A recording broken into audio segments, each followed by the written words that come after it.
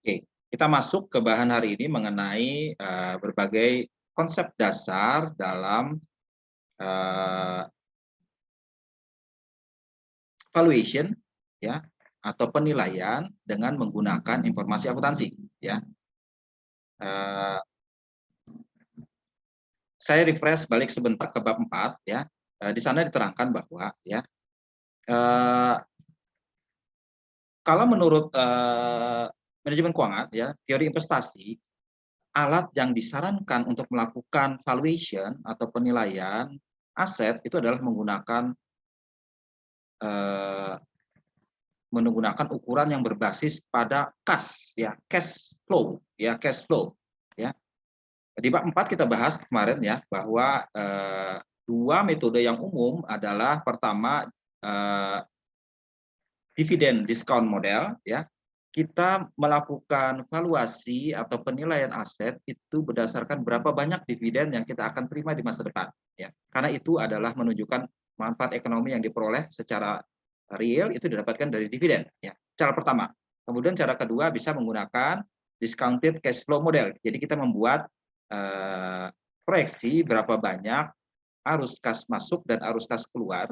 Selisihnya itu kita coba hitung dan kita tarik ke nilai kini present value-nya berapa, itu dianggap sebagai satu cara melakukan, penilaian atas aset, ya valuasinya seperti itu ya. Tapi di bab 4 dikatakan bahwa, cara ini bukanlah cara yang memuaskan. Kenapa? Ya, karena kedua teknik ini tidak memuaskan karena kas itu sendiri ya, cash flow itu tidak mencerminkan nilai tambah dalam suatu bisnis, ya. Walaupun kas itu adalah raja ya, investasi itu menghitung dari kas, tapi kas itu bukan merupakan petunjuk atau indikator yang pasti tentang nilai tambah dari suatu bisnis. Ya. Kenapa? Karena dalam akuntansi, kas itu bukan merupakan ukuran kinerja, ya, yang menunjukkan suatu apa tujuan yang ingin dicapai dalam bisnis. Kas itu bisa berbeda dengan kinerja, ya. Maka itulah dalam akuntansi dikenal accrual, ya. Kita tidak mengakui cash basis karena cash basis itu tidak menunjukkan hal yang sebenarnya. Nah, kalau kita berpaku pada itu, kenapa kita menggunakan analisis memakai kas? Nah, itu yang dibahas di bab 4 ini, ya. Ada banyak kelemahannya menurut yang dibahas bab 4 kemarin, ya. Meski itu menggunakan dividen, menggunakan cash flow, dua-duanya tidak menunjukkan hal yang sebenarnya perlu dihitung, ya, sebagai petunjuk tentang suatu value added. Jadi dalam kita investasi itu melihat apakah ada nilai tambahnya, ya, nilai tambahnya. Dan nilai tambah tidak terbukti dengan kas itu ya, pokok utamanya ya. Misalnya ya, kalau kita menggunakan dividen discount model (DDM) ya, dividen discount model itu punya kelemahan bahwa dividen dia kan menghitung berdasarkan dividen ya. Tapi harus dilihat bahwa dividen itu sama sekali tidak berhubungan dengan apa, tidak berhubungan dengan value generation ya. Dividen itu suka-suka dia ada kasih dividen berapa ya kan. Tapi itu tidak menunjukkan bahwa dia menunjukkan menghasilkan nilai ya. Ada perusahaan yang sama sekali tidak bayar dividen ya. Ada perusahaan yang rajin bayar dividen ya. Situasinya seperti apa dia tetap bayar dividen ya. Ada juga perusahaan yang sengaja memang tidak membayar dividen tertentu karena alasan tertentu misalnya untuk reinvestasi atau belum belum merasa cukup dalam investasi sengaja mungkin dia tidak membayarkan dividen. Nah, dalam kasus seperti ini susah kita melakukan penilaian kalau dividennya itu sama sekali tidak dibayarkan. Nah, itu ya. Jadi ini kelemahannya ya. Uh, kalau apa namanya dividen yang dibayarkan kebetulan terkait langsung dengan misalnya kinerja laba bersihnya, itu bisa digunakan ini. Cuman kalau tidak repot nantinya ya. Itu ya. Kalau kita menggunakan ukuran dividen. Kemudian kalau kita menggunakan ukuran dividen discounted cash flow ya, jadi kita menghitung berapa banyak arus kas masuk, berapa banyak arus keluar, kita tarik ke diskontokan ke nilai sekarang, itu juga kurang memuaskan. Kenapa? Ya. Nah, di sini di belakang ada dibahas ya. Discounted cash flow analysis itu punya kelemahan bahwa arus kas bebas yang dihasilkan itu juga bukan merupakan ukuran utama tentang nilai tambah atau value added dalam jangka pendek ya. Karena bisa saja perusahaan itu punya arus kas negatif, ya. Ada contohnya, ada beberapa perusahaan yang arus kasnya negatif. Dia lebih banyak melakukan investasi, ya. Bahkan negatif berarti lebih banyak investasinya dari arus kas yang dia terima dari operasinya. Nah, dalam kasus seperti itu susah kita melakukan bagaimana negatif, ya. Kalau kita menilai perusahaan di bursa, ya, dividennya nggak bisa diterapkan, kemudian ternyata ya arus kasnya lebih banyak keluar daripada yang masuk, nah repot lagi kita menghitungnya. Nah, tidak bisa juga dilakukan seperti itu. Nah, itu hal yang satu. Hal yang kedua adalah bahwa eh, apa namanya, ini selain selain investasi yang reinvestasi tadi, penggunaan cash flow basis ini juga menyalahi sebenarnya dari konsep akuntansi. Akuntansi itu berpatokan pada matching prinsipal. Harus di-match-kan. Ada beberapa pengeluaran yang memang kasnya dibayarkan pada satu periode, cuman manfaatnya akan dirasakan selama sekian tahun, ya. Jadi kita matchingkan antara baik penerimaan, baik pendapatan maupun beban, yaitu dalam akuntansi dikenal ada matching. Kenapa kita tidak menggunakan ukuran akuntansi saja, ya, yang lebih sesuai, ya, sesuai dengan kondisi bisnis sebenarnya bisa kita lihat. Nah, itu ya di dalam bab 4 seperti itu, ya.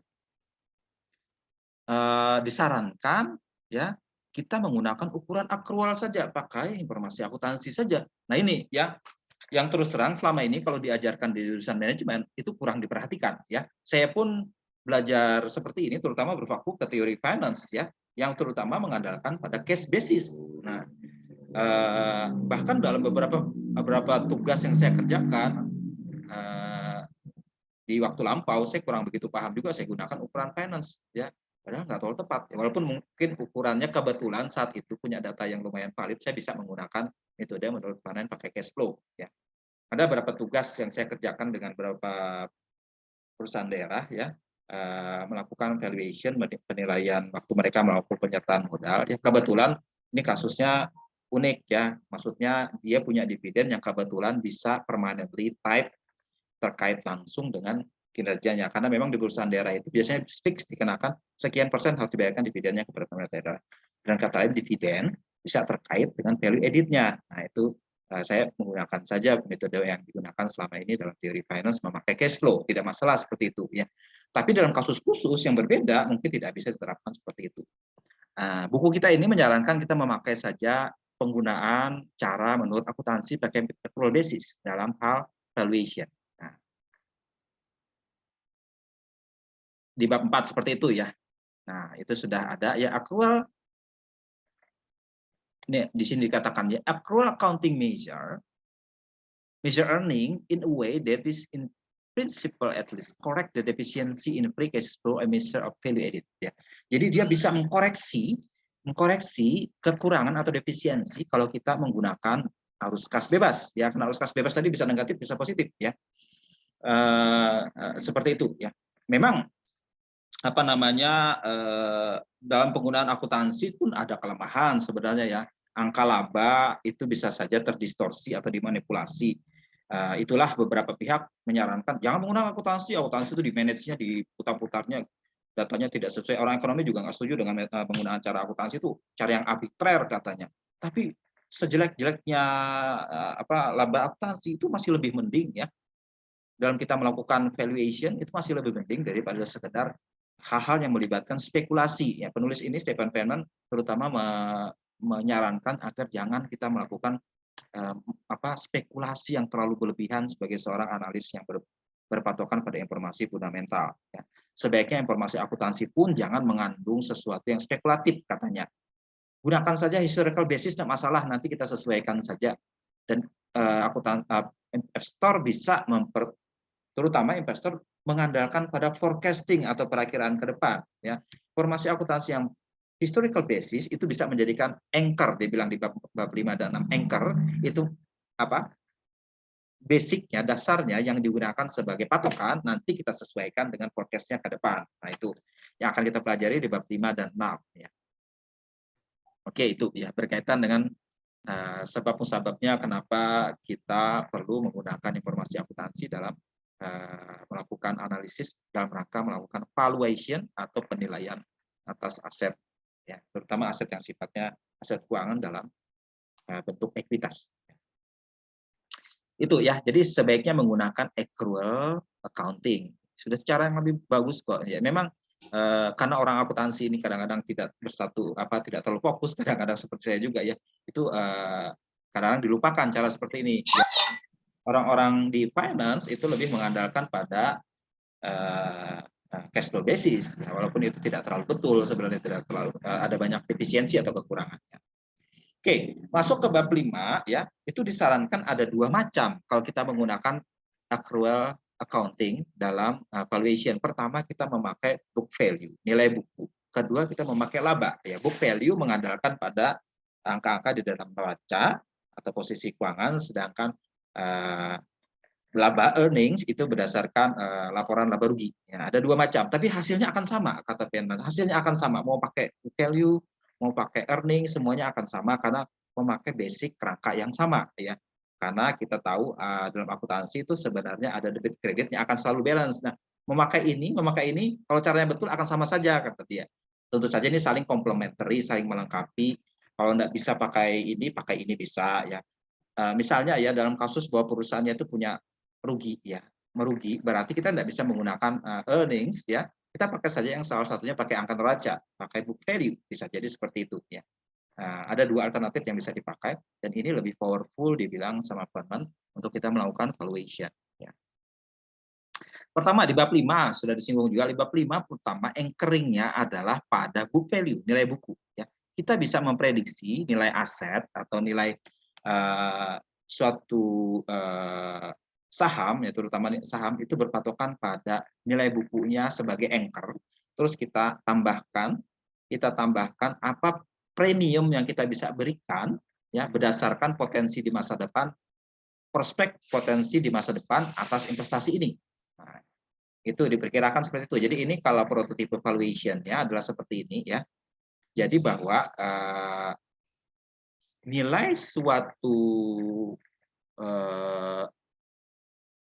investasi itu bisa dinilai dari nilai bukunya ya, nilai buku yang tercatat di neraca ditambah dengan premium.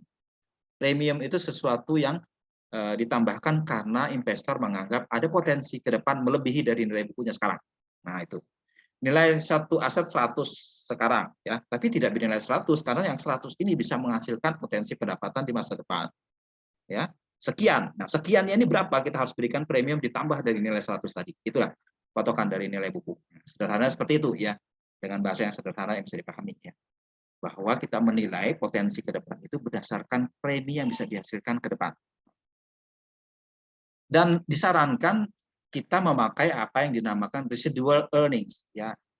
Laba yang merupakan hasil dari pengelolaan aset tadi itu ya.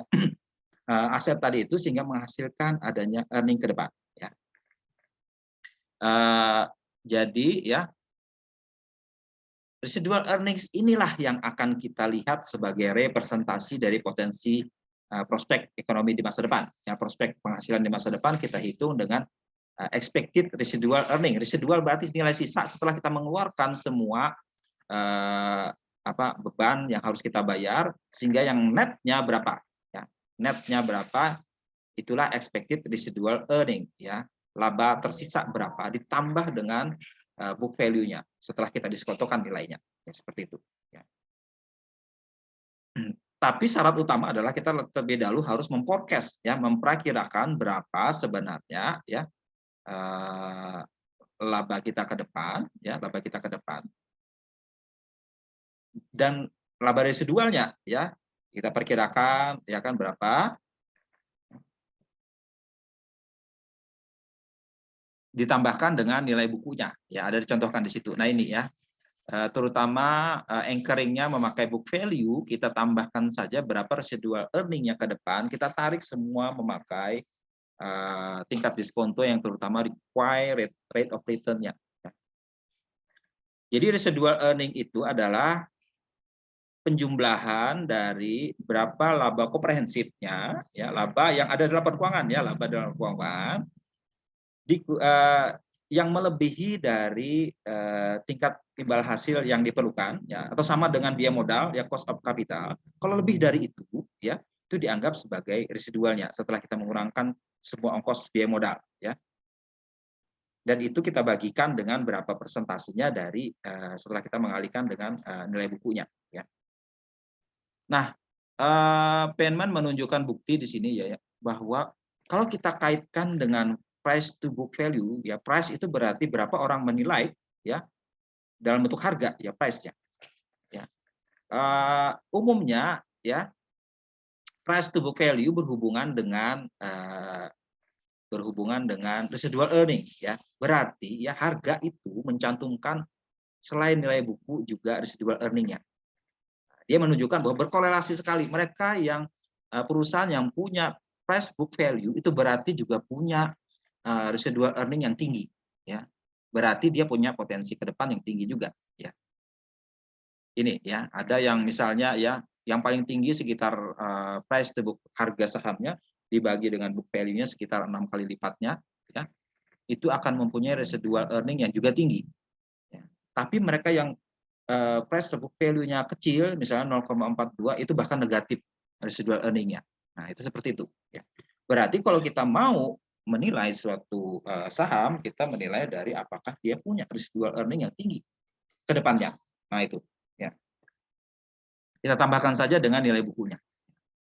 Nah, ini gambarnya yang di bab 5, ya, skemanya dalam melakukan valuation berdasarkan residual earning, ya. Jadi menurut konsep ini, ya,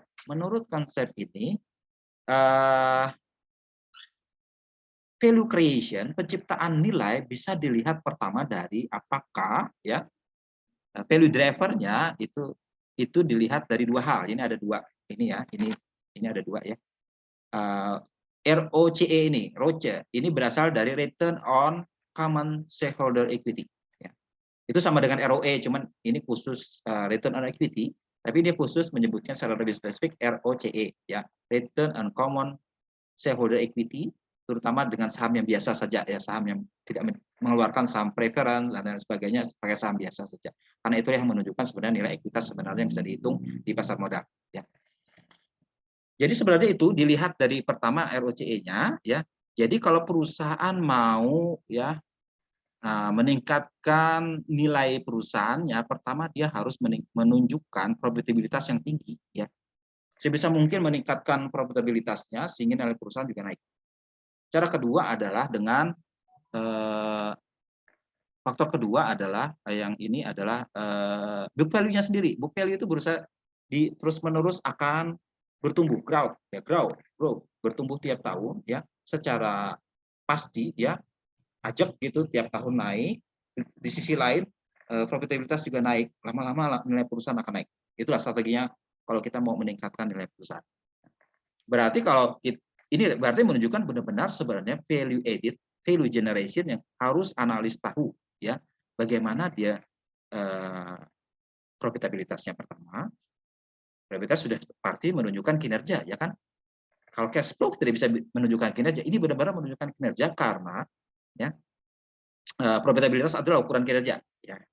Jadi semakin bagus dia dalam meningkatkan pendapatan sambil mengurangi cost, ya, biaya, profitabilitasnya naik, berarti dia memang menciptakan nilai. Di sisi lain, dia juga harus mampu menunjukkan bahwa aset dia, ya, aset bersih dia bisa naik terus tiap tahun, ya. Bisa saja orang menghasilkan profit tinggi tapi bisa menggerus asetnya, itu nggak bagus, ya. Dua-duanya harus naik bersamaan, ya. Jadi itu yang analis harus sadari, apakah dia punya kemampuan meningkatkan profitabilitasnya di masa depan, satu, apakah dia mampu menunjukkan konsistensi atau persistensi dia bertumbuh tiap tahun tanpa harus mengurangi aset dia, ya. Ini konsep yang seperti ini banyak dipelajari secara mendalam di manajemen accounting, ya, akuntansi manajemen, karena di sana bagaimana kita berusaha meningkatkan nilai itu, ya, bisa dengan macam-macam cara, ya kan, yang berfokus pada bukan hanya dalam jangka pendek, pada jangka panjang, berfokus pada value driver yang sebenarnya dalam bisnis kita, itu yang dikenal balance scorecard, ya kan, value driver itu lebih jelas di sana. Dan ini kebetulan berhubungan dengan yang kita pelajari di sini. Value drivernya adalah bagaimana meningkatkan profitabilitas dan bagaimana meningkatkan nilai aset bersih ke depannya. Itu ya. Uh, Feynman menunjukkan bahwa tidak usah ribut lah tentang apa namanya penggunaan fair value segala macam, itu sebenarnya tidak penting. Pakai circle cost saja juga cukup kok. Itu ya pendapat seperti itu ya. Kalau kita orang akuntansi jadi bingung kan. Sekarang standar akuntansi lebih banyak mengarah pada fair value. Tapi Feynman bilang nggak ada gunanya fair value segala macam karena itu mengandung unsur spekulasi dan itu juga tidak menunjukkan potensi yang sebenarnya dari value generation. Ya karena nilai kini itu bukan nilai yang real dihasilkan oleh pihak internal manajemen, tapi karena nilai pasar, yaitu seperti itu dia. Jadi agak berbeda dengan banyak pendapat, dia nggak setuju kalau harus akuntansi menjauh dari historical cost. Ya. Pakai saja nilai dulu ya, investor saja yang memutuskan bagaimana sebenarnya prospek masa depannya. Ya, diserahkan saja kepada investor. Jangan sampai akuntan pun ikut bermain, melakukan spekulasi. Spekulasi apa? Estimasi tadi itu yang sifatnya subjektif. Ya. Oke, balik lagi ke sini. Berarti apa? Berarti apa namanya? Analis akan melihat dua hal ini, ya kan? Nah, ini akan tergambarkan penuh di sini ya dalam skemanya seperti ini. Kecil-kecil tulisannya karena saya gabung jadi dua ya. Mudah-mudahan kalian paham karena bukunya kalian sudah punya juga ya. Nah, ini juga berhubungan antara ya price to book value dengan ROCE itu sendiri ya. Ada hubungan positif ya. Ini gambarnya seperti ini, hubungan positif ya. Perusahaan yang mempunyai price to book value yang tinggi itu berarti juga dia punya ya profitabilitas yang tinggi ya, ROCE yang tinggi ya. Ini ada gambar dibuat grafik regresi seperti ini, gambarnya garis menaik seperti walaupun berbeda-beda ya. Titik-titiknya ini berbeda, cuman kalau ditarik garis lurus regresi itu akan ada garis positif menaik, berarti ada hubungan positif antara keduanya. Itu ya. Nah, bagaimana kita membuat model valuation berdasarkan accrual basis, terutama berpatokan pada residual earnings ya. Pertama ini ada di halaman berapa ini? Halaman 152 ya. Step-stepnya, pertama identifikasi dulu book value-nya berapa.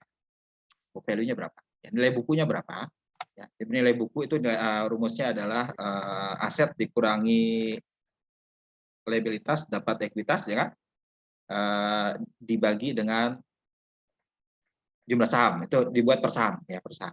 Jadi book value itu nilai kas net, nilai aset bersih, net aset. Kedua, nah ini kita harus melakukan forecasting ya, perkiraan atas laba dan dividen di masa depan. Ya, itu bisa kita batasi horizonnya dalam berapa tahun. Umumnya kita tidak bisa lebih dari 5 tahun seperti ya. Dalam jangka pendek mungkin 2-3 tahun ditambah dengan berapa tahun terakhir yang umumnya 5 tahun. Ya. Karena terus terang kalau kita melakukan forecasting terlalu panjang itu spekulasinya lebih banyak. Ya. Karena dunia kita ini sangat tidak pasti, ya sulit kita melakukan forecasting terlalu jauh. Ya. 5 tahun yang akan datang kita nggak bisa menawarkan secara penuh karena dunia ini terus berkembang. Apalagi dalam skop mikro dalam satu perusahaan itu banyak hal-hal faktor-faktor yang akan terjadi ya. Jadi biasanya dibatasi horizonnya yang kira-kira terjangkau saja sekitar 5 tahun maksimal. Kemudian kita forecast juga ya.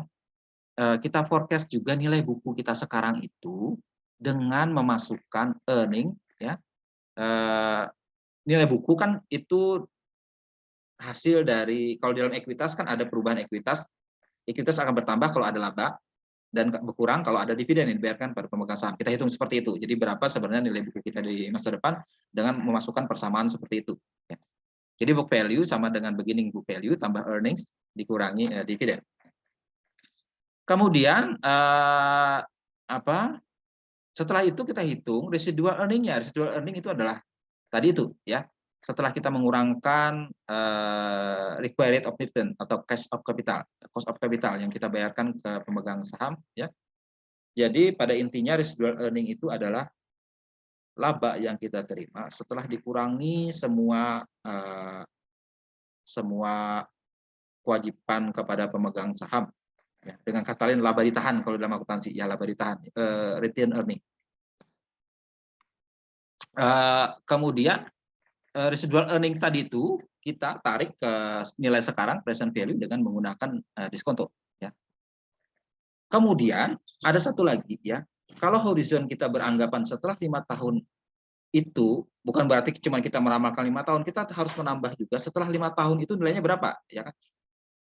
Nah, itu yang ada dinamakan sebagai continuing value ya. Kalau kita berinvestasi kemudian 5 tahun lagi dijual, itu terminal value ya. Terminal value berarti kita berhenti, proyeknya bubar, sudah kita cairkan saja itu terminal value. Tapi kalau kita terus-menerus perusahaan ini akan terus-menerus berjalan, kita anggap sebagai continuing value, CV, continuing value. Kita tambahkan semuanya itu, nilai buku ditambah dengan residual earning ya, yang sudah di present value kan, ditambah dengan continuing value yang sudah di present value kan. Ini contohnya ada seperti dicontohkan di sini ya. Ada 3 perusahaan kalau nggak salah ya, ada contohnya di sini. Pertama Flanagan ya, kemudian case 1, case 1, case 2-nya General Electric, kemudian ketiga case 3-nya Nike sepatu ya. Ini bisa dikasih lihat, dibaca di situ ya. Kalau kasus 1 itu ya, kita hitung ya. EPS-nya dihitung ya, EPS-nya earning per share, laba per sahamnya berapa. Kemudian kita bisa hitung juga DPS, dividen per share, dalam rangka kita melihat book value-nya. Ya, book value tadi sesuai dengan rumus adalah book value awal ditambah dengan earning dikurangi dividen. Itu bisa seperti itu. Nah, ROCE bisa kita hitung ya berdasarkan dari berapa laba komprehensif dibagi dengan nilai buku. Ya, berapa nilai bukunya ya, BPS-nya, book per share-nya ya. Ini 0,73 misalnya dibagi dengan 4,2 jadi dapat 20 ini. Kemudian kita hitung ya residual earning-nya dari setelah kita mengurangkan cost of capital sebesar yang contohnya sini 9% ya. Cost of capital atau required return dapat residual earning sebesar ini. Kemudian ini kita tarik lagi ya. Kita tarik lagi pakai discount rate dapat nilai present value-nya untuk residual earning-nya. Present value. Nah, ini kita jumlahkan ini 1 2 3 4 tahun ke depan dijumlahkan 0,95 tambah berapa book value-nya akan dapat 4,53. 4,53 ini nilai saham untuk perusahaan ini ya. Yang sifatnya intrinsik ya. Kalau ternyata nilainya 5 misal berarti nilai yang di pasar itu terlalu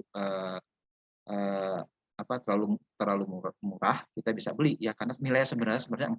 Orang jual 5. Nah, jadi ini kelebihan under value ya. Tapi kalau ternyata nilainya di pasar 3 berarti yang di terbalik ya. Kalau nilai di pasarnya 5 kita menghitung 4 kan berarti orang itu kemahalan ya kan. Kalau nilainya 3 berarti nilainya kemurahan. Maksudnya tidak sesuai dengan intrinsik, kan nilai intrinsiknya ini ya.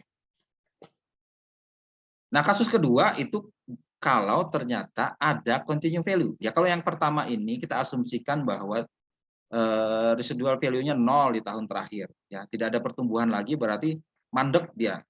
Ya. Mandek maksudnya tidak ada lagi pertumbuhan yang lebih lanjut dalam residual income-nya sehingga jadi nilainya mandek, itu tidak dihitung continuing value-nya ya. Nah, di dalam kasus kedua continuing value-nya dihitung ya setelah tahun kelima tadi 1 2 3 4 5 1 tahun ini ya. Dia harus dinilai pakai perpetuity ya, dianggap konstan saja setiap tahun akan terima sebesar sama dengan tahun terakhir. Ya, ini asumsi ya.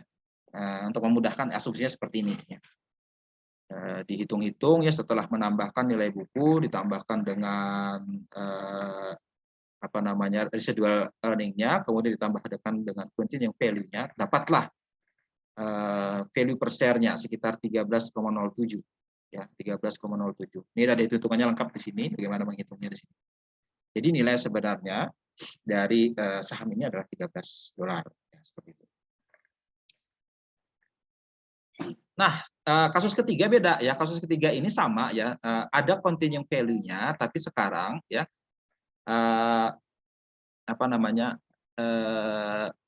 kalau yang di kasus General Electric ini justru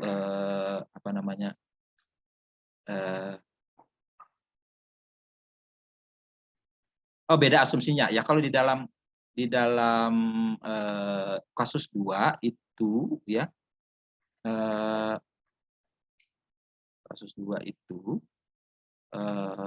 diasumsikan pertumbuhannya itu konstan 1% ya. Kalau di kasus ketiga ada setelah tahun kelima ada bertumbuh sebesar 4,05%. Nah, jadi asumsi tentang continuing value-nya berbeda. Ya, yang kasus pertama tidak ada sama sekali pertumbuhan, kasus kedua bertumbuh secara konstan, kasus ketiga bertumbuh lebih dari bertumbuh dengan nilai tertentu yang sifatnya sesuai dengan kondisinya. Ya, jadi bertambah. Kalau di kasus Nike dia ada 4% terus menerus naik setelah tahun kelima. Dan ini lebih tinggi jadinya ya, lebih tinggi jadinya jadi sekitar $53 karena dia menganggap ada pertumbuhan yang pasti ke depannya. Nah, menilai bagaimana perusahaannya bertumbuh apa tidak nanti dijelaskan di bagian belakang di sudah bab ini. Cuman penulis buku ini Feynman menekankan jangan hati-hati dalam kita menilai pertumbuhan karena pertumbuhan itu berkaitan dengan spekulasi. Jangan terlalu berspekulasi di situ ya. Pertumbuhan itu adalah sesuatu yang berisiko kecuali memang punya basis utama bahwa perusahaan itu memang mau kuat posisinya. Jadi bolehlah kita mengasumsikan growth itu tumbuh tiap tahun. Hati-hati kalau kita menggunakan asumsi pertumbuhan itu dibilang. Nah, seperti itu ya. Itu kalau kita memakai book value ya.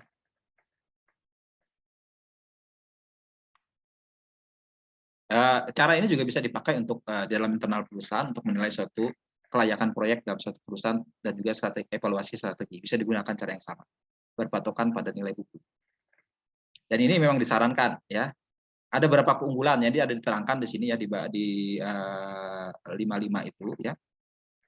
Sebentar ya. Ini agak ini saya perbesar dulu ya. Perbesar dulu halamannya.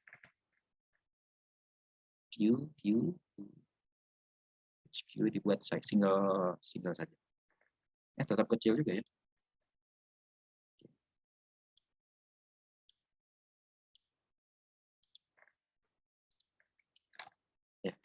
Ini aja. Nah, kalau kita menggunakan residual earning ini ada beberapa keunggulan. Pertama, ya kita fokus pada value driver-nya. Ya, fokus pada profitabilitas dari investasi dan juga pada pertumbuhan dalam net aset bersihnya. Jadi fokus ke situ. Kalau cash flow tidak fokus ke situ, ya, dan itu akan bias nantinya. Valuation dengan menggunakan residual earning itu bagus. Ya. Kedua, dia memasukkan laporan keuangan dengan sepantasnya. Ya, kalau cash basis mengabaikan laporan keuangan, di sini dia menggunakan sepenuhnya mengakui nilai yang tercantum dalam neraca bahwa akan neraca itu bisa digunakan sebagai dasar dan memforecast ya, melakukan perakiraan murni berdasarkan nilai labanya. Ya. Kemudian menggunakan accrual accounting ya tadi bukan cash basis tapi menggunakan accrual accounting. Kemudian horizon atau cakrawala dalam perakiraannya itu lebih pendek dari cash flow ya. Cash flow itu kan kadang-kadang bias karena dia bisa saja di awal-awal itu mengeluarkan duit banyak, menghasilkannya nanti sekian tahun ke depan ya. Itu bisa 10, 20, 30 tahun ke depan. Panjang sekali cakrawala dalam kita melakukan perakiraan. Semakin panjang perakiraan berarti semakin banyak biasnya. Nah, itu yang kelemahan utama kalau kita memakai discount cash flow ya kan panjang horizonnya. Sebaliknya karena kita menggunakan prinsip matching dalam accrual basis, kita bisa menggunakan ukuran yang lebih pendek sebenarnya ya.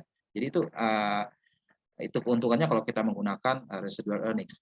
Kemudian versatility itu maksudnya kita bisa menggunakan berbagai macam prinsip akuntansi, kita modifikasi sesuai jenisnya ya, bisa kita lakukan. Kalau cash flow susah ya. Kemudian juga sesuai dengan bagaimana orang melakukan perakiraan atau forecasting, karena forecasting biasanya dilakukan berdasarkan laba ya, laba itu biasanya menjadi perhatian pihak analis atau forecasternya. Ya. Kemudian juga menghilangkan subjektivitas dalam hal perakiraan atas pertumbuhannya, kemudian juga mengurangi kemungkinan pada spekulasinya. Ya.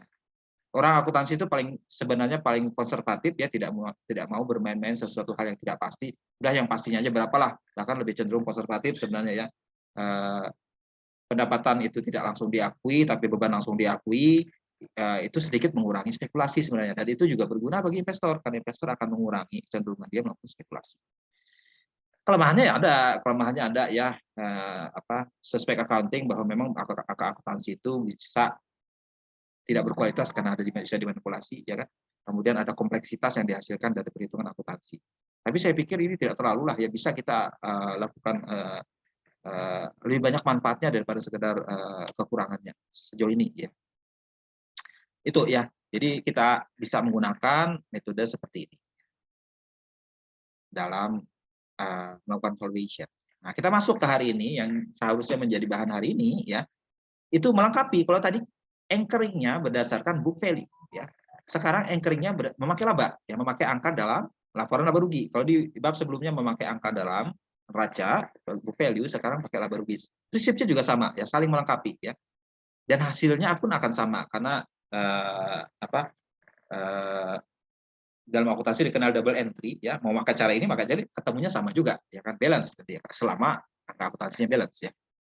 Jadi anchoring-nya itu sekarang berpatokan pada angka laba, earnings, yang ada dalam laporan laba rugi. Kalau dalam book value kita memakai price to book value, PB value. Kalau di sini kita pakai price to earning ratio, PE ratio, ya. Sebagai cara menilai sejauh mana penilaian kita dikaitkan dengan harga yang berlaku di pasar sekarang, di pasar saham. Oke, kita bahas lebih lanjut mengenai ini, ya.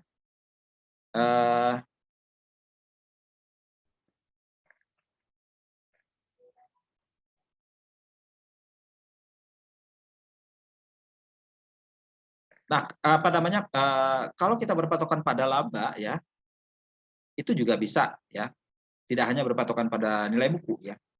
Jadi kalau PE rasio, price to earning ratio, itu membandingkan nilai, ya, nilai dari laba di masa depan, ya, dibanding dengan nilainya sekarang, ya kan. Nilainya sekarang ada harga, ya. Kita bandingkan dengan potensi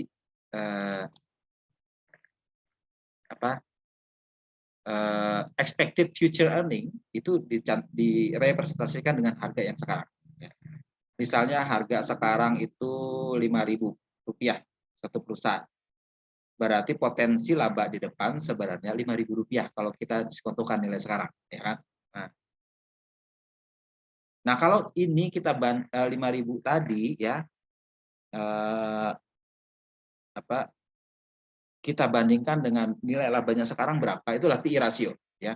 Berapa kali lipat orang beranggapan nilai suatu itu melebihi labanya sekarang, PE rasio artinya, ya. Jadi PE rasio itu berdasarkan pada laba yang diharapkan yang belum dibukukan oleh perusahaan. Nah, itu, ya. Yang dibukukan sekarang kan baru laba sekarang, ya, labanya 500 miliar misalnya laba tahun sekarang. Itu kan nilai sekarang. Tapi tahun depan lagi berapa lagi? Itu kita tarik ke nilai sekarang, itu dicerminkan dengan berapa harganya sekarang. Itu filosofi dasarnya. Nah, sekarang, ya, berarti apa? Suatu perusahaan yang mempunyai rasio price to earning ratio tinggi itu berarti, ya, dia mempunyai laba masa depan yang tinggi dibanding sekarang.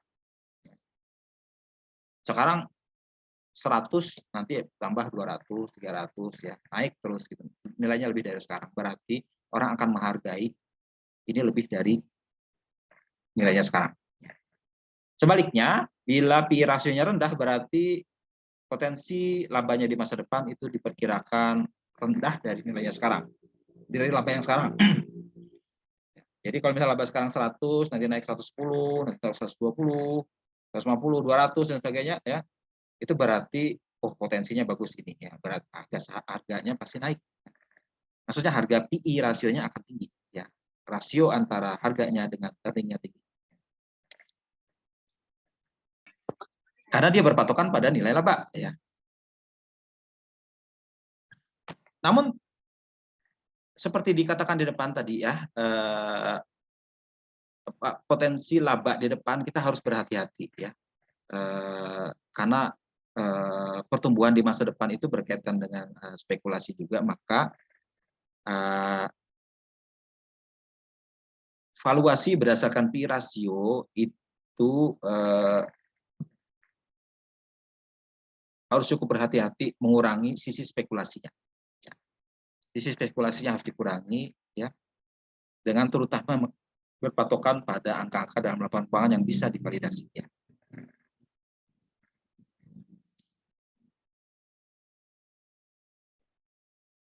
Nah, ini ada contohnya ya. Ada contohnya di sini di halaman berapa ini? Halaman 180 ya.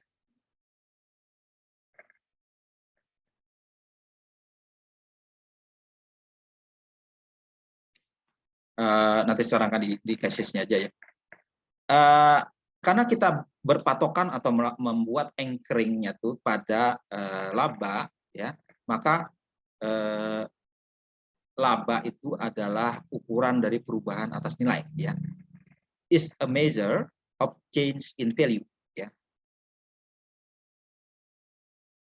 Jadi laba kalau kita bagi dengan rate of return itu akan menjadi capitalized earning ya. Laba yang kita kapitalisasi potensinya berapa ya. Dan nilai itu adalah nilai dari suatu investasi itu adalah penjumlahan dari berapa capitalized earning-nya sekarang ditambah dengan extra value berdasarkan potensi pertumbuhan dia di masa depan. Nah, itu ya.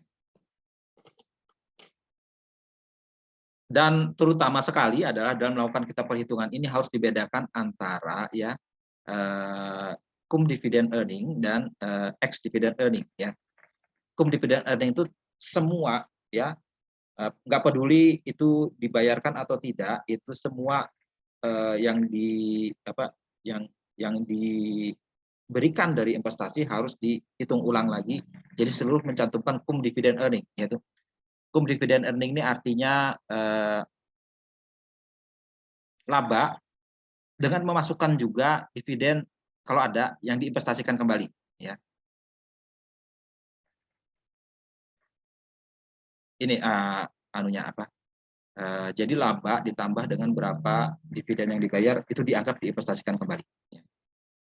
Itu akan menjadi dasar dalam kita menghitung apa namanya normal earning ya. Nah ini ya normal earning. Kemudian ada lagi yang sifatnya abnormal. Jadi kita hanya menghitung selisihnya saja ya. Kalau laba itu sama dengan cost of capital ya, itu sama aja tidak ada nilainya dengan kata lain ya. Cost of capital itu yang kita bagikan kepada pemegang saham ya. Kalau dapat 100, 100-nya kita bagikan kepada pemegang saham ya habis nggak ada nilai pertambahan nilainya sebenarnya ya kan. Maka investasi harus dapat dikatakan abnormal. Abnormal melebihi dari nilai normal earning-nya ya. Ini dijelaskan di sini ya, ini ada rumusnya, tapi secara intinya begini, ya, konsepnya adalah begini, aset itu akan lebih bernilai dari sekedar laba sekarang bila lebih besar dari required of return-nya. Ya. Maka itu biasanya dalam investasi kita berhitung berapa cost of capital-nya, berapa nilai yang kita minta. Biasanya dihitung berdasarkan di bab sebelumnya sebenarnya diterangkan ya. Kita bisa memakai ukuran macam-macam yang pada intinya adalah patokan kita memberi pengembalian berapa ke pemegang saham. Investasi harus lebih dari itu, ya, itu harus lebih dari itu. Dan investasi harus menghitung abnormalnya, bukan yang normal, ya, abnormalnya. Kemudian secara lebih rinci di sini ya modelnya. Pertama, anchoring principle untuk apa namanya earning ini adalah cum dividend earning ya laba yang setelah memasukkan dividen segala macam itu bertumbuh pada tingkat yang melebihi dari required of return. Kalau sama berarti itu sama dengan yang normal earning capitalized ya. Berarti harus lebih dari itu abnormal earning growth ya. Nah ini modelnya ya. Ini gambar modelnya. Jadi berapa laba setelah kita memperhitungkan cum dividen dikurangkan dengan normal earning-nya itu adalah menjadi abnormal earning. Abnormal earning itulah yang akan kita diskontokan ke nilai sekarangnya berapa. Plus ditambah dengan continuing value sama seperti yang sebelumnya, continuing value-nya berapa. Nah, langkah-langkahnya pertama ya, kita buat forecast dulu untuk 1 tahun ke depan ya. forecast earning laba tahun depan berapa. Kemudian kedua, kita forecast juga berapa pertumbuhan yang mungkin terjadi untuk abnormal earning growth-nya setelah tahun kedua berikutnya berapa pertumbuhannya. Kita patok dulu berapa sebenarnya ke depan laba tahun depan, berapa nambahnya tahun berikutnya. Kita lakukan diskonto dengan menggunakan present value ke nilai abnormal return-nya tadi. Ini gambarnya seperti ini, kita tarik semua pakai diskonto ini ya. Abnormal earning-nya kita tarik ke tahun sekarang. Kemudian kita kapitalisasi semua nilainya berapa ya, akan dapat nilai sekarangnya berapa ya, seperti ini. Nanti akan dicontohkan di contoh yang ada itu ya.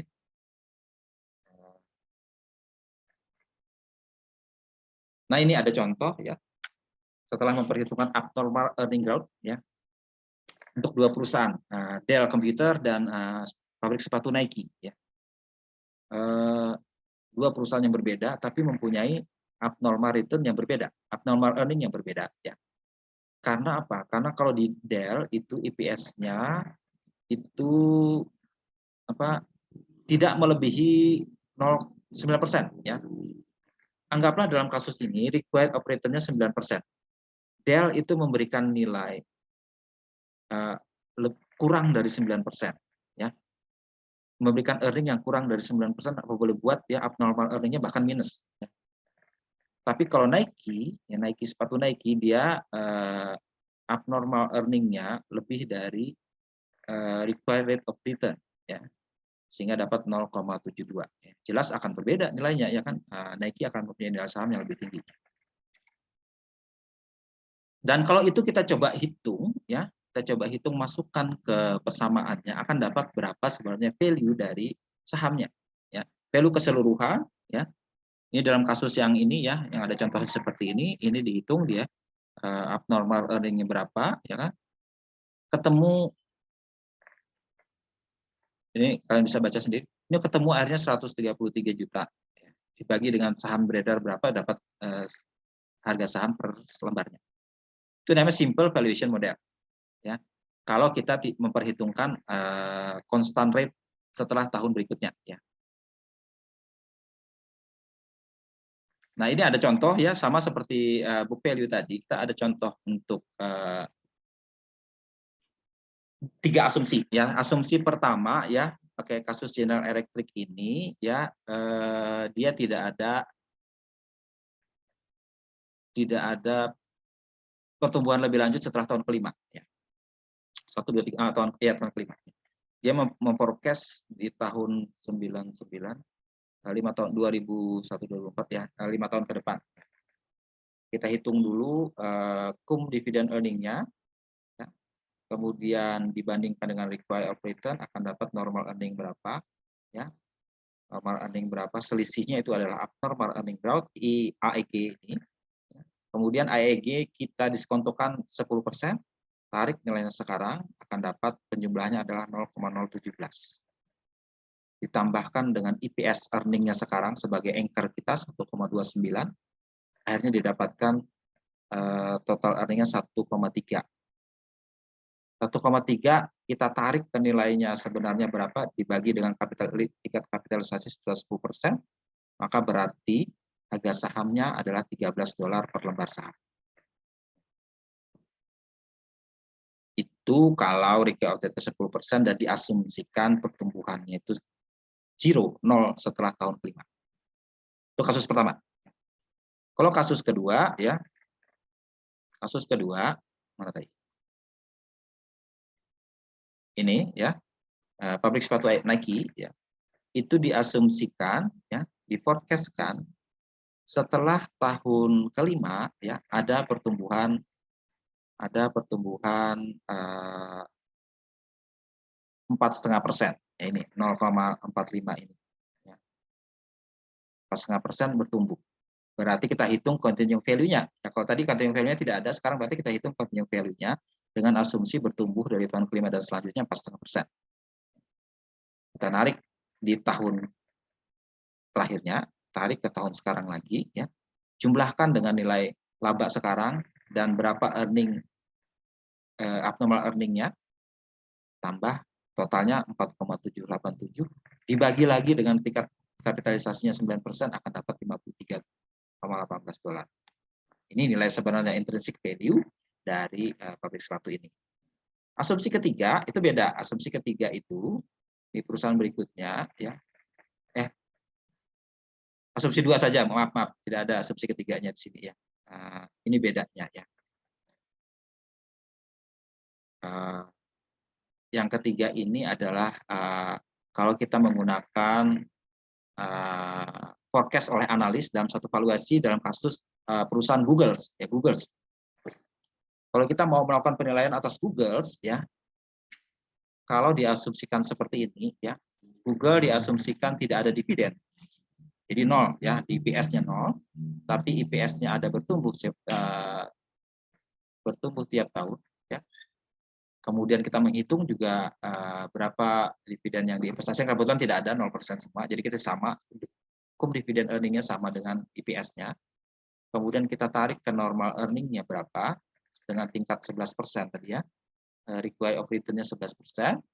Abnormal return-nya berarti segini ya, kita tarik abnormal return-nya berarti dapat 8,25 dolar per lembar saham ya. Kemudian dihitung continuing value, diasumsikan continuing value-nya ini bertumbuh sebesar 4%. 4% itu adalah asumsi dari pertambahan GDP ya. Growth domestic product, yaitu dari pertumbuhan seluruh negara ya. Diasumsikan 4% GDP Amerika akan naik ya waktu itu ya.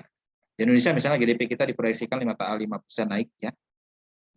Tahun ini walaupun kita baru mengalami pandemi, diprediksi ekonomi kita naik 5%.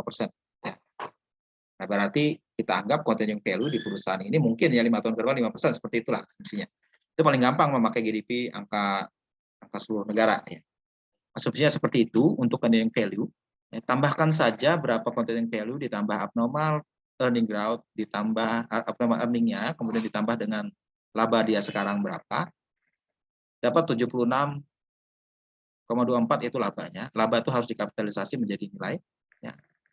Sebesar angka rate of return 11% akan dapat 693 dolar per lembar saham. Mahal ya, Google. Ya memang ini perusahaan yang agak ajaib ya, jadi mahal nilainya. Karena orang menganggap potensi kedepannya luar biasa. Dan memang ini salah satu perusahaan yang cukup diandalkan. Nah, apakah 693 ini cukup masuk akal ya? Harganya pada saat buku ini ditulis adalah saat itu adalah 624 ya, 624. Kalau dia menghitung nilai sebenarnya 693, berarti ini lumayan murah diperdagangkan karena di bawah nilai intrinsik dia. Tapi orang bilang hati-hati, tadi menggunakan asumsi 4%. Ya. Apakah Google sama pertumbuhannya dengan angka GDP? Beda. Ya bisa saja dia lebih dari itu. 6, tidak 4%, 5, 6, 7, 8, 9, 10 ya. Nah, semakin tinggi nilai itu berarti semakin tinggi juga sebenarnya nilai intrinsik dari Google ya. Nah, asumsi 4% saja sudah kelebihan. Sebenarnya kita bisa sarankan beli saja nih perusahaan karena nilai yang sekarang diperdagangkan harganya lebih rendah dari nilai seharusnya. Apalagi asumsinya cukup konservatif, hanya pakai 4%. Dan memang sampai ini waktu buku ditulis ini kan hampir 10 tahun yang lalu ya. Google belum se-booming sekarang. Sekarang Google sangat booming ya. Harganya sudah berkali lipat sekarang.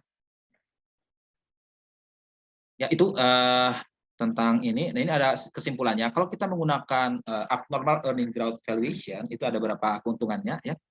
Pertama, mudah dimengerti ya. Karena menurut pikiran investor ya, investor berpikir bahwa future earnings ya itu adalah faktor yang mereka pikirkan. Apa sebenarnya keuntungan yang peroleh di masa depan. Ya. Dan juga ini menggunakan actual basis, ya, sesuai dengan yang di-forecast perusahaan, karena analis biasanya memforecast berdasarkan laba, bukan berdasarkan cash flow. Ya. Sama seperti keuntungan yang tadi, ya, forecast horizon juga lebih pendek dari discount cash flow, kemudian mengurangi adanya spekulasi. Ya. Tentu saja ada kelemahannya. Pertama, kompleksitas akuntansi, kemudian konsep juga cukup kompleks, sensitif terhadap estimasi ya, estimasi baik dalam rate of return maupun estimasi pertumbuhan ke depan.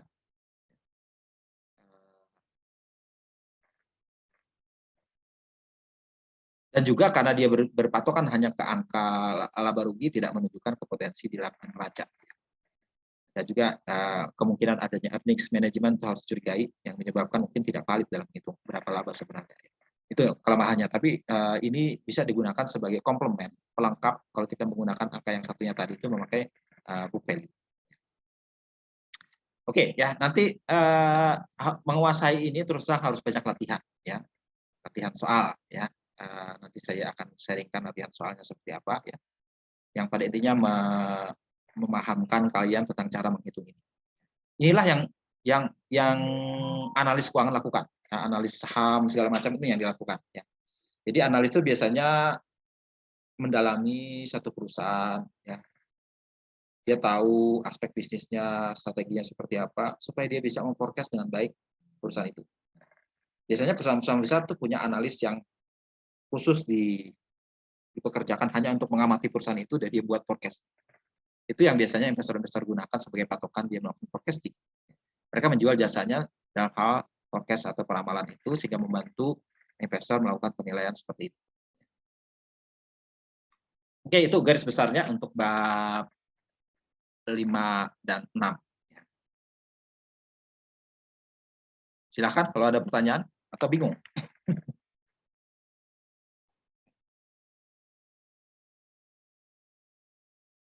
Nanti saya berikan soal, nanti minggu depan kita bahas, ya. Kita bahas secara lebih praktik, ya. Ini saya yakin tidak bisa kita kuasai dalam waktu singkat, hanya mendengarkan penjelasan saya, harus dilakukan latihan, ya. Saya minta ada latihan di situ, ya, agar bisa dikuasai. Oke, silakan ada yang bertanya. Izin Pak. Iya, Bu Rahmi. Okay. Pak, ini kan Pak kelas gabungan Pak, jadi kami di keuangan MM tadi Pak nggak tahu bahwa ini jam 4 dimulai Pak. Oh gitu, ketinggalan, kami masuk hampir sudah 1 jam berlangsung pas nanya Bu Tas. Jangan khawatir, Pak. Saya buat rekaman nanti bisa disimak nanti. Jadi ini kelasnya memang gabungan Pak untuk analisa informasi keuangan ini akuntansi sama MM Pak. Iya, tadi di grup adakah diundang? Katanya cuma di grup Maksi tadi Pak. Oh, di grup berarti MM ada. Saya undang aja nanti untuk masuk ke grup, ya. Oh, nggih Pak. Ya, nanti saya undang untuk rekaman perkuliahan akan saya sharing, jadi ketinggalan nggak apa-apa, nanti disimak lagi aja. Ya. Nggih Pak, makasih Pak. Ya. Oke. Adakah pertanyaan Bu Rahmi berkaitan dengan tadi? Karena baru masuk Pak, jadi Ya. belum masih memahami. Oke, ya. Oke, saya tadi janji dengan Bu Rahmi akan sedikit menerangkan, ya. Tadi kan saya jelaskan secara umum, ya. Saya coba jelaskan berikut ini apa yang saya lakukan sebagai analis keuangan di satu perusahaan, ya. Oke, saya buka di sini. Saya diminta oleh Bank BPD, Bank Kalsel untuk menjadi analis keuangannya untuk melakukan valuasi mirip seperti yang kita lakukan tadi, ya. Untuk berapa sebenarnya nilai saham Bank Kalsel, ya. Kebetulan karena Ibu Rahmi minta ini, saya kirim bahannya ke beliau, ya. Jadi saya sharing di kelas ini supaya yang lain bisa paham. Tapi saya tidak menggunakan ukuran accrual, saya memakai ukuran discounted, bukan discounted, pakai dividen discount model. Justru yang pertama yang di bab 4 tadi itu, ya, discount model, ya. Jadi saya kasih contoh aja, ya. Saya buka dulu cara kita melakukan. Saya ambil bahannya dulu.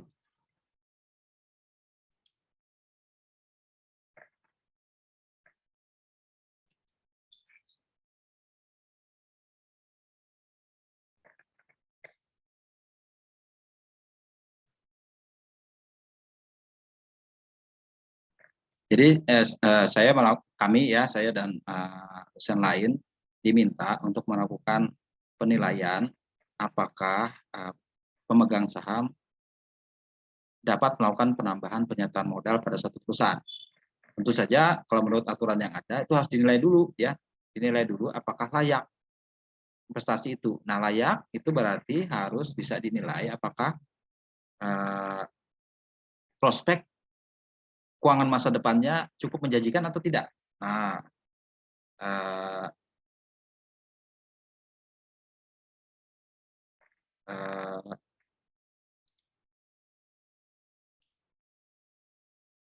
jadi kita melakukan apa yang dinamakan analisis kelayakan dengan menggunakan metode valuasi sebenarnya ya.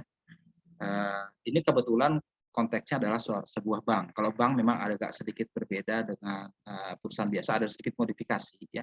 Tapi pada intinya sama ya. Eh, eh, kalau menurut teori yang ada ya, ini kebetulan teori keuangan tidak menggunakan teori menurut akuntansi ya. Yang disarankan menggunakan metode return discounted return ya. Ada 3 macam pakai model dividen diskonto, discounted discount model atau model dividen terdiskontkan atau memakai model arus kas ya. Arus kas DCF tadi, discounted cash flow ya. Kalau memakai ini sama prinsipnya kita melakukan penilaian. Ya. Nah, langkah-langkahnya apa? Sama seperti tadi ya. Kita harus menghitung biaya modal cost of capital. Kalau yang di buku kita tadi namanya required rate of return. Ya. Required rate of return harus dihitung dulu ya. Karena itu menjadi patokan kita berapa tingkat bunga yang kita gunakan. Kalau menurut teori keuangan ya mungkin yang belajar di manajemen itu ada istilahnya CAPM, Capital Asset Pricing Model. Ya. Pakai masukan rumus di situ berarti tingkat bunga yang digunakan adalah tingkat bunga bebas risiko ditambah dengan berapa imbal hasil atau premi risiko yang dilakukan. Itu ya nanti ada penjelasannya. Kemudian menghitung perakiraan pertumbuhan dividen. Nah ini sebenarnya ya tadi yang saya jelaskan ini tadi agak susah dilakukan. Karena dividen itu tidak bisa diprediksi dengan mudah tanpa harus melihat dasarnya apa. Dividen itu kan berasal dari kas. Harusnya kas dulu. Berasal dari laba bersih, sorry.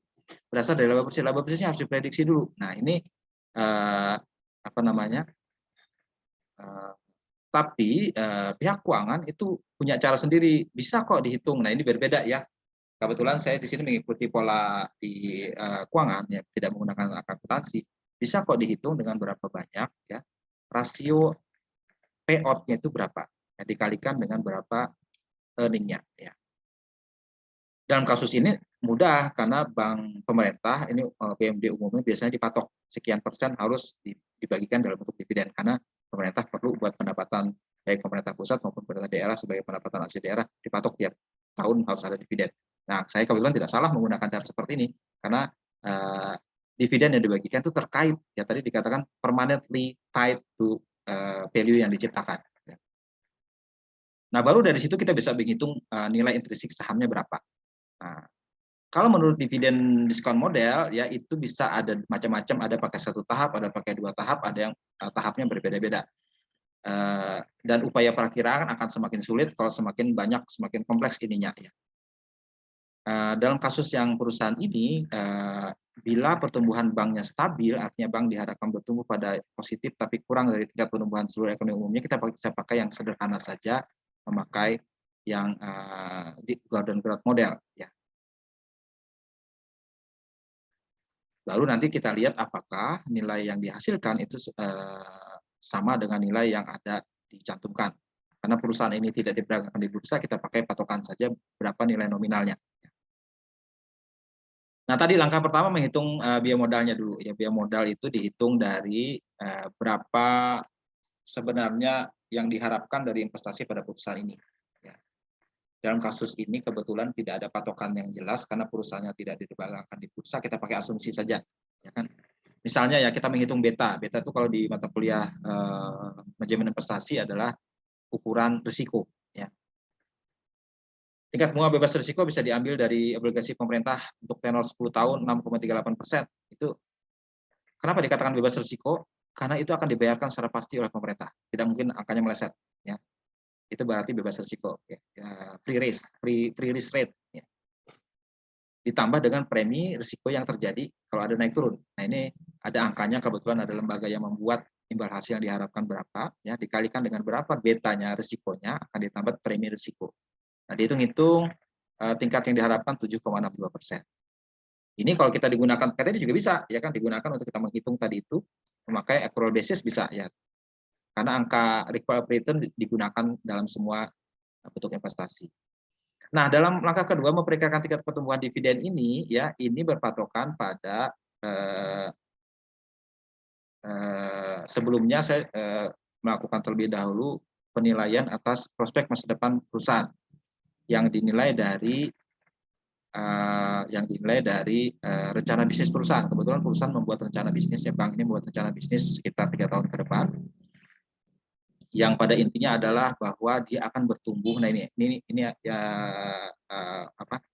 proyeksi dia, kebetulan saya tidak melakukan proyeksi, tapi mereka yang melakukan proyeksi, tapi saya menilai, ya, apakah proyeksi ini cukup masuk akal atau tidak. Ya, kebetulan horizon waktunya bersamaan, beririsan dengan yang diminta oleh pemerintah 3 tahun ke depan. Dia bertumbuh sebesar ini, ya, sebesar laba bersihnya bertumbuh sekitar 8,6%, ya. Ini ada pertumbuhan tiap tahun 8,6% tiap tahun. Berarti tugas memproyeksi sudah bisa dilakukan di sini, ya. Memproyeksi sudah bisa dilakukan sini 8,6%.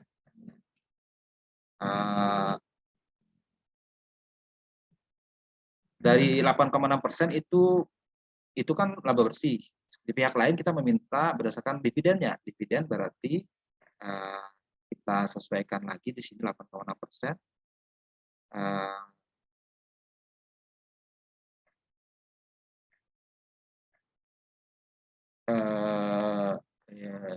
Ini nih ada mana ya? Setelah memperhitungkan tingkat retensi, ya, jatuhnya 3,76%. Ya. Dividennya bertumbuh 3,76%. Nah, 3,76% ini dianggap lebih rendah dari pertumbuhan ekonomi Indonesia 5,29%, maka kita bisa menggunakan ukuran yang sederhana saja, memakai golden growth model yang sederhana. Nah, dihitung-hitung di sini, ya, biaya modal berapa, tingkat pertumbuhan dividen berapa, EPS-nya per lembar saham, berarti kita menggunakan patokan EPS, ya, payout ratio berapa, dapatlah hasil 760.000. Ini nilainya 760.000. Sementara karena dia tidak ada belakangan di bursa, nilai satu lembar sahamnya 250.000. Berarti apa? Nilai intrinsik sebenarnya saham perusahaan ini 3 kali lipat dari nilai nominalnya. Ya, itu berarti menguntungkan sekali, ya kan? Kalau ini dibelakangkan di bursa, jelas banyak yang mau beli karena nilainya lebih besar dari nilai yang diperdagangkan. Ini karena tidak ada nilai di bursa, pakai 250 jadi jelas besar. Itu contohnya, ya, di perusahaan seperti itu. Tapi saya menggunakan metode yang sederhana yang memakai discounted discount model, ya. Lebih validnya kalau menurut yang kita pelajari di mata kuliah ini sebaiknya menggunakan akuntansi saja, ya. Kalau perusahaannya berbeda, ya, maksudnya kalau asumsinya berbeda, ya lebih bagus pakai angka yang kita pelajari, pakai book value atau pakai cash flow model, value atau pakai laba bersih, ya, residual earning. Oke, itu, ya, contoh. Kebetulan Ibu Rahmi ini mau bikin tesis, ya, nanya ke saya, ya, kemungkinan seperti ini kalau dibikin penelitian, ya. Jadi kalau dibikin tesis berarti kita melakukan analisis, ya, tentang berapa sebenarnya potensi perusahaan ke depan, ya. Potensi perusahaan ke depan itu tadi kalau kita nilai itu adalah berapa kalau kita memakai book value, ya, mungkin relevannya book value dalam kasus Bu Rahmi ini, ya. Ada dua macam tadi kan, book value atau pakai laba bersih. Kalau book value berarti ke sisi neraca. Kalau perusahaan berkepentingan misalnya menambah modal, ya, apakah pertumbuhan laba perusahaan perlu didukung dengan adanya penambahan modal dari pemegang saham, bisa dihitung dari sisi neraca, ya kan? Berarti net asetnya harus bertambah berapa, ya. Tadi dikatakan ya, kalau kita mau meningkatkan nilai perusahaan, pertama bisa dilakukan dengan meningkatkan profitabilitasnya atau bertumbuh dalam hal aset bersihnya. Nah, berarti kalau menambah penyertaan modal berarti bertumbuh nilai bersihnya, ya. Maksudnya nilai aset bersih, dengan kata lain ekuitas harus bertambah, ya kan? Dan itu harus sebisa mungkin naik, ya, karena itu akan menambah nilai perusahaan. Apakah itu akan didukung dengan profitabilitas ke depan? Bisa dilakukan analisis sebenarnya, ya. Misalnya ya, dengan asumsi tidak ada penambahan penyertaan modal dari pemegang saham, berarti net asetnya akan terjadi secara natural saja dengan adanya pertambahan profit tiap tahun. Kita proyeksikan ke depan apakah laba akan bertumbuh berapa persen. Ya, tadi menurut teori yang tadi ya kan pakai ROCE tadi, return on common equity, common shareholder equity bisa dihitung berapa. Kita masukkan hitungannya tadi berapa sebenarnya, saya balik lagi ke tempat tadi ya. Berapa sebenarnya mana tadi?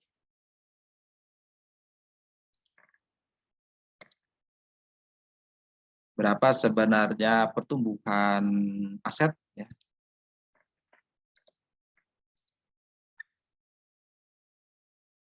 Pakai yang bab 5 ya mengenai book value ya. Coba saya kembali sebentar.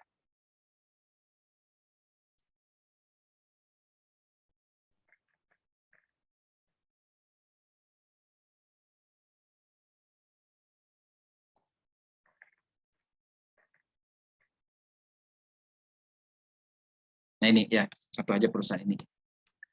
Nah berarti kita memprediksi ke depannya ya berapa earning per share-nya, ya. Berapa dividen per share-nya ya. Nanti akan didapatkan book value-nya yang bersih berapa ya BPS. Nah ini akan kita lihat laba bersih akan naik berapa persen, ya. Nilai perusahaan akan naik berapa persen. Tentu saja book value ya, book value ini murni, kalau dalam kasus ini book value murni berdasarkan secara alami, pertambahannya adalah dari laba dikurangi dengan dividen. Kalau kita melakukan penyertaan modal berarti bertambah book value-nya dari penyertaan modal. Mau nambahnya berapa? Ya kita lihat kemungkinannya. Kalau kita mau mencapai pertumbuhan berapa, nambah berapa, yaitu. Jadi kalau kita mau meningkatkan perusahaan, pemegang saham harus nambah modal segini, ya bisa dilakukan seperti itu. Nah, demi untuk mencapai target laba sebesar ini. Kalau tidak melakukan penambahan modal misalnya ya, dengan melihat berbagai macam kondisi, maka kemungkinan perusahaan masa depan perusahaan akan seperti ini. Nah itu bisa menjadi justifikasi alasan kita melakukan penambahan penyertaan modal pada pemegang saham, bisa seperti itu. Kalau tidak ditambah Pak, posisinya seperti ini. Kalau nambah, maka posisinya akan seperti ini. Nah, itu ya. Itu yang paling tidak implikasi dari hasil penelitian itu adalah seperti itu. Ya. Nah, kita bisa memakai ukuran seperti ini. Ya. Tentu saja dengan asumsi-asumsi yang bisa kita rasional kita bisa terima ya di situ.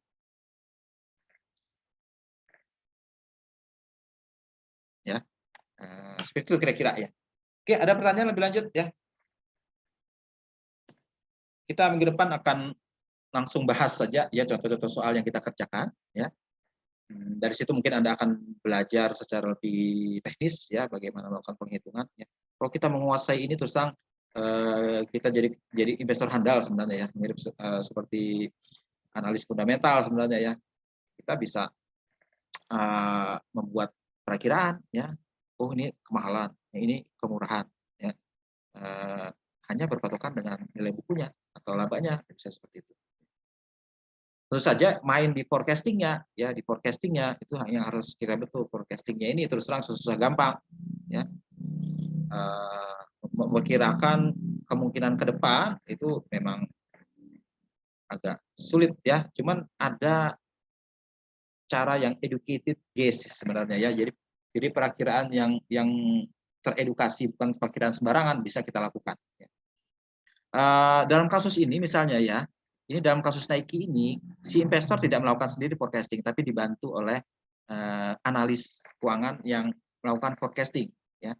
Sebenarnya menurut ini bisa kita lihat dari Google atau Yahoo Finance ya, itu mereka bisa mencantumkan, ya. Saya sendiri belum pernah coba ya. Bisa kita dapatkan dari Yahoo Finance dan Google Finance website tentang berapa sebenarnya forecasting. Tapi perusahaan di Indonesia mungkin tidak terlalu banyak yang membuat forecasting semacam itu. Di perusahaan di Amerika sekian puluh persen itu sudah ada analis yang membuat forecasting. Cuman di Indonesia tidak semua perusahaan punya forecasting semacam itu. Nah, mungkin itu celah yang harus bisa kita isi sebenarnya. Jadi kita bisa menawarkan jasa semacam forecasting semacam itu saja dengan kepada investor sebenarnya. Ya. Jadi berapa pertumbuhan EPS-nya, ya kan, DPS-nya berapa, dividen biasanya orang tidak bikin forecasting, hanya berpatokan kebiasaannya berapa. Selama ini payout rasionya berapa, kita pakai berapa. Ya. Ini bisa dihitung seperti ini. Ya.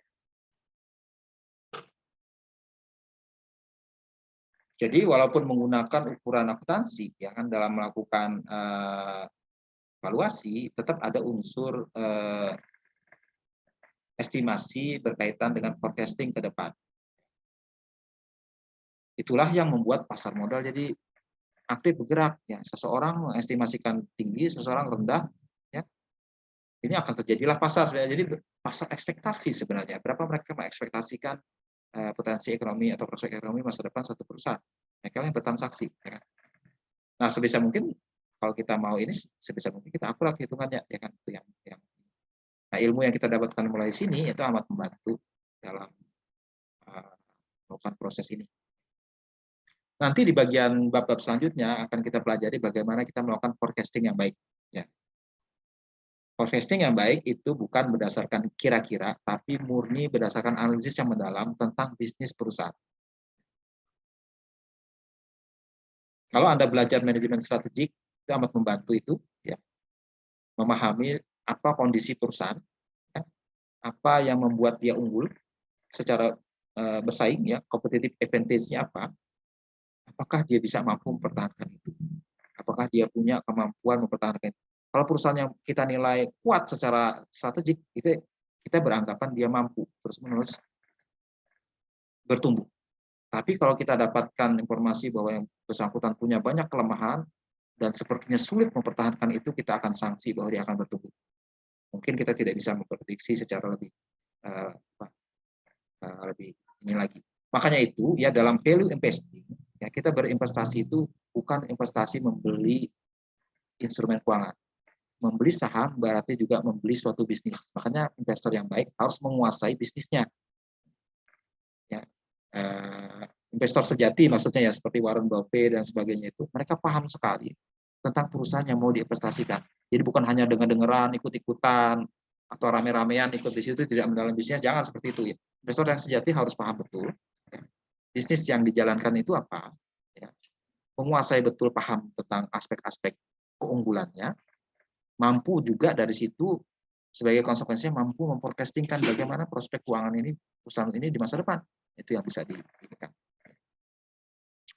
Sehingga forecastingnya itu diharapkan bisa sesuai. Makanya analis keuangan biasanya diminta untuk spesialis di satu perusahaan, karena dia harus mendalami perusahaan itu.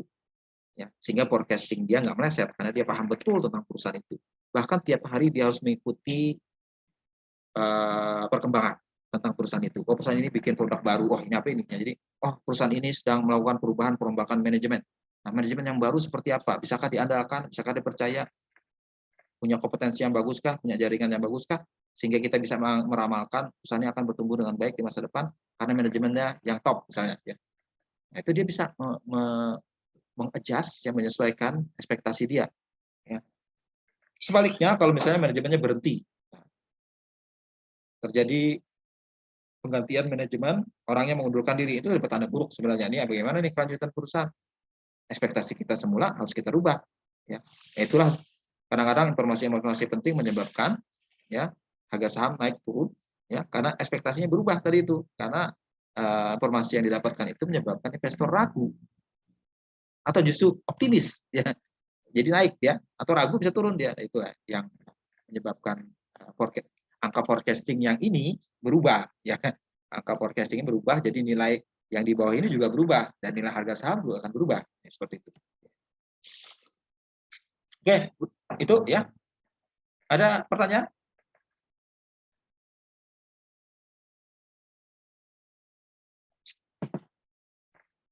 Ada pertanyaan? Apakah terlalu sulit untuk dipahami? Sulit, Pak.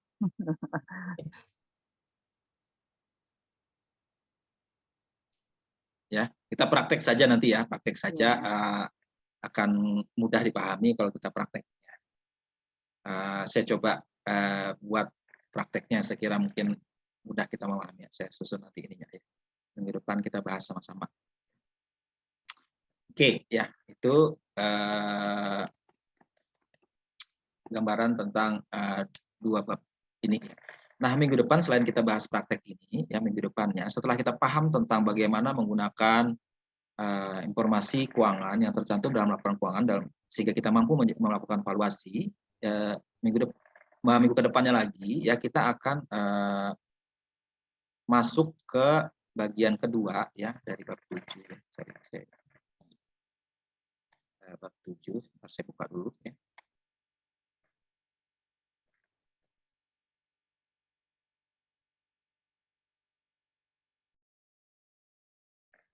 Valuation and active investing. Nah, ini berkaitan dengan bagaimana kita mengoperasionalkan apa yang sudah kita hitung tadi ya dalam bentuk investasi. Nah, jadi kita menerapkan prinsip fundamental dalam investasi.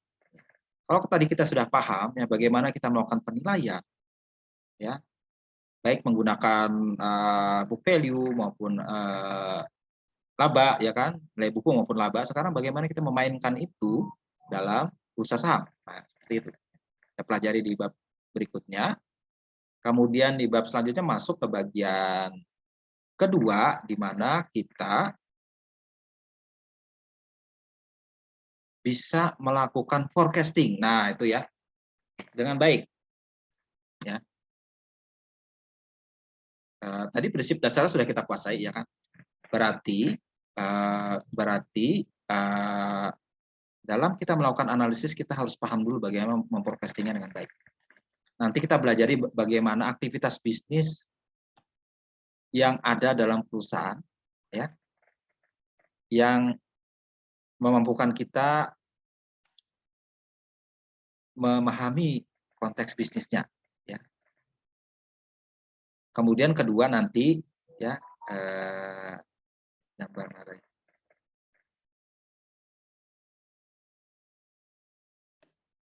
bagaimana kita menganalisis ekuitas pemegang saham, karena tadi kita memakai angka ROCE ya kan. ROCE itu Return on Common Shareholder Equity. Kita coba pahami lebih dalamnya lagi ya tadi itu. Kemudian kita menganalisis profitabilitas, karena kita tahu tadi ya value driver-nya itu berkaitan dengan profitabilitas. Kita pahami profitabilitas itu muncul dari mana ya. Dalam rangka kita melakukan forecasting tadi ya, maka kita pahami dulu apa yang value driver-nya apa nih ya. Baru nanti setelah itu kita pahami lagi arus kasnya ya. Arus kas tadi kita tidak gunakan sebagai basis dasar, tapi tetap kita harus pahami ya kan. Karena arus kas bisa dihasilkan dari operasional, dari pendanaan dan dari investasi. Nah, kira-kira larinya kemana ini anunya ya. Karena itu akan mendukung profitabilitas. Baru nanti di bab selanjutnya kita mempelajari profitabilitasnya, kemudian juga mempelajari pertumbuhan. Apa yang mendorong pertumbuhan itu terjadi. Nah, itu. Dalam rangka kita tadi mempertajam bagaimana kita melakukan forecasting. Ya.